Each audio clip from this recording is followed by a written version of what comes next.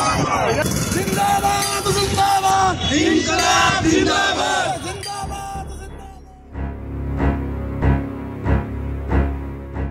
आमच्या आंदोलनाची दखल घ्या नाही तर आंदोलन सुरू राहील।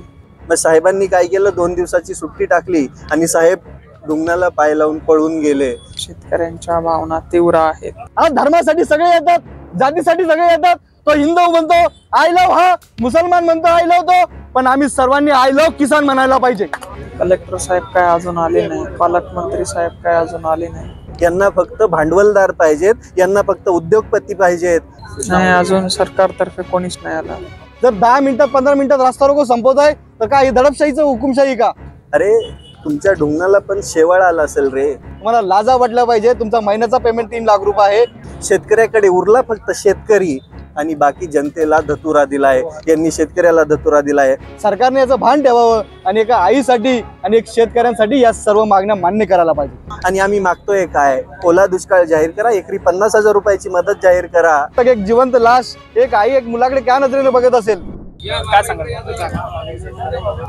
सरकारने आमच्या मागण्याकडे लवकरात लवकर लक्ष द्यावं।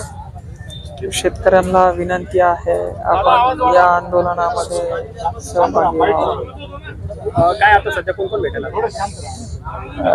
ॲडिशनल कलेक्टर साहेब आले होते, कलेक्टर साहेब काय अजून आले नाही, पालकमंत्री साहेब काय अजून आले नाही।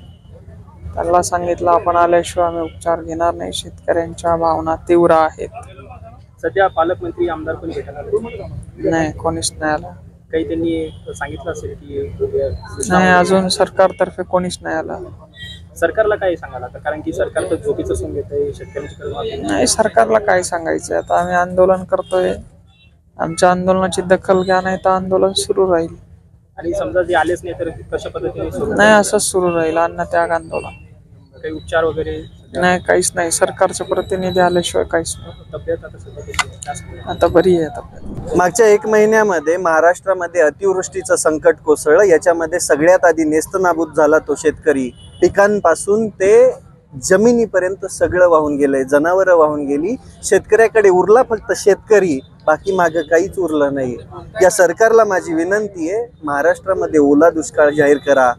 अरे तुमच्या ढुंगणाला पण शेवाळ आला असेल रे, तर तो तुम्हाला समजत नाही का पाऊस किती झालाय? काय समजायला काय म्हणतात ना, यांच्या मनामध्ये संवेदना नाहीये साहेब। यांच्या मनामध्ये शेतकऱ्यांबद्दल कसलीच कृतज्ञता नाहीये। या देशाला या जगाला जगवणारा शेतकरी आहे, पण आज अशी वस्तुस्थिती आहे की यांना शेतकरी म्हणून कोणीच नकोय।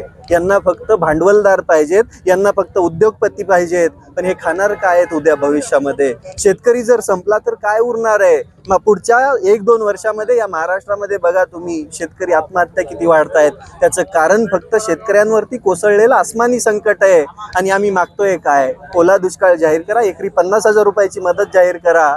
झालेल्या नुकसानीची नुकसान भरपाई द्या। यांनी नुकसान भरपाईच्या नावाखाली 51 रुपयाचं तोंडाला पानं पुसणारी मदत केली गुंट्यानं। हेक्टराला 8,500 रुपये, तलाट्याने 60% नुकसान झालंय म्हणून दाखवलंय। काय राहणार त्याच्यामध्ये? काय घेणार शेतकरी? उद्या दिवाळी तोंडावरती आहे। शेतकऱ्याची स्वप्न काय असतात? हो, शेतकरी शेतामध्ये पेरतो तेव्हा शेतकऱ्याची स्वप्न काय असतात? माझं कुटुंब जरा व्यवस्थित जगेल आणि माझ्या लेकरांना चांगलं शिक्षण भेटेल।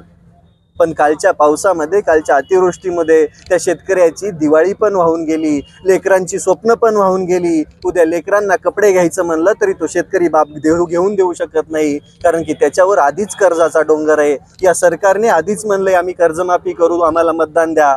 यांना म्हणजे पाशवी बहुमत भेटलं आणि त्याचा आज हा परिणाम आहे।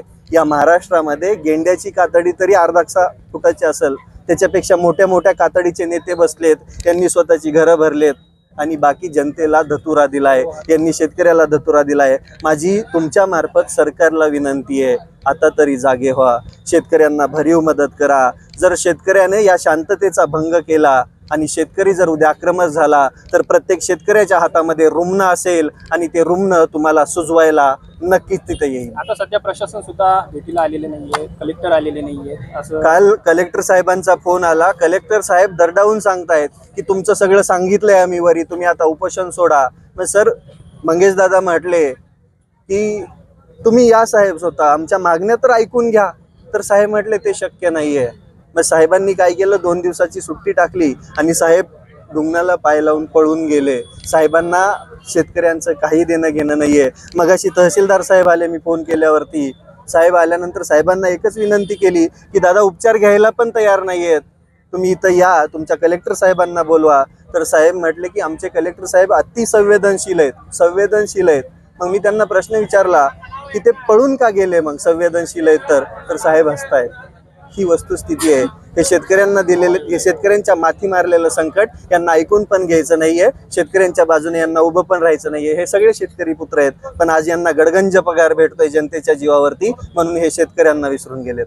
मंगेश दादांची तब्येत सध्या नाजूक आहे. तुमची दादांना मी विनंती केली उपचार घेण्यासाठी, पण दादा अडवून बसलेत की जिल्हाधिकारी आल्याशिवाय आम्ही उपचार घेणार नाही. सरकारला काय इशारा देणार तसं? मी सरकारला हेच इशारा करतोय, दादांच्या केसाचं सोडा, दादांना काही व्हायच्या आधी सगळ्यात आधी माझ्या हातात रुग्ण असेल आणि ते रुग्ण तुम्हाला कधीच झेपणार नाही. तुमच्या मंत्रालयाची एक एक खुर्ची कुठं कुठं जाईल हे तुम्हाला समजणार नाही. हा शेतकरी म्हणून माझा इशारा आहे. नमस्कार, मी अजर सय्यद, संचालक कृषी उत्पन्न बाजार समिती फुलंब्री. मागील 6 दिवसापासून आमचे मित्र, आमचे मार्गदर्शक सन्माननीय मंगेशदादा साबळे हे महाराष्ट्राच्या शेतकऱ्यांसाठी ओला दुष्काळ जाहीर करण्यासाठी विविध मागण्यांसाठी सिल्लोड तहसील कार्यालय येथे अमरण उपोषणाला बसलेले आहेत. आमची तुमच्या सर्वांच्या माध्यमातून एकच विनंती आहे की भारतीय लोकशाहीचा तुम्ही चौथा आधारस्तंभ आहात आणि तुमच्या माध्यमातून सरकारपर्यंत एकच विनंती करू इच्छितो की मंगेशदादा साबळेसारखा एक तरुण शेतकरी पुत्र तर या समाजासाठी, या शेतकऱ्यांसाठी एक होत असेल आणि ही लढाई महाराष्ट्राच्या अस्मितेची आहे, महाराष्ट्राच्या शेतकऱ्यांची आहे. या लढाईचा आपण सर्वांनी एकत्र होण्याची गरज आहे. हा एकटा लढाई मंगेश साबळेचा नाही, हा एकटा लढा तुमचा नाही, आमचा नाही, हे सर्वांनी एकत्रीकरणाची गरज आहे. काल इथे विविध प्रकारे विविध संघटनांनी निदर्शने केलेली आहे आणि आज सर्व पक्षीय, सर्व सिल्लोडवासियांच्या माध्यमातून, तालुक्याच्या माध्यमातून, फुलंब्री असेल, कन्नड असेल, भोकरदन असेल, या 4 तालुक्याच्या माध्यमातून इथं आज रास्ता रोको करण्यात आला.